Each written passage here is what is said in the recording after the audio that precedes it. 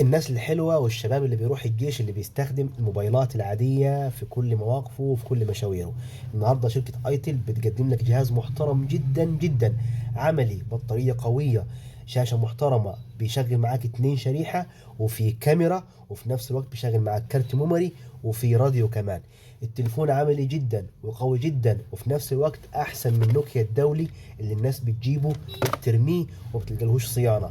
وده صيانته قطع غياره كلها متوفرة، الشاشة، مدخل الشحن، البطارية بتاعته متوفرة، وجهاز عملي فوق ما تتخيل، عملي جدا بمعنى الكلمة. شكل الجهاز من جوه بسم الله الرحمن الرحيم. طبعا الاول بيجي معاه طبعا بطاريته الاساسيه اللي هي الاصليه بتاعته، قويه جدا وعمليه جدا وبتدوم معاك في الاستخدام. والشاحن الاصلي بتاعه. وده شكل التليفون من جوه. جهاز محترم خالص وقوي جدا في الشغل وعملي فوق ما تتخيل. وهنا بيشغل معاك زي ما قلنا شريحة والتانية، وبيشغل معاك كارت ميموري وراديو، يعني مش ناقص معاك أي حاجة. وسعره 550 جنيه، يعني يا بلاش، سعره محترم جدا. ولو أنت حضرتك محتاج جهاز ولا 2 ولا 10، محل عمرو الفارس، شارع سمر سبورت، أبو تشت. السلام عليكم.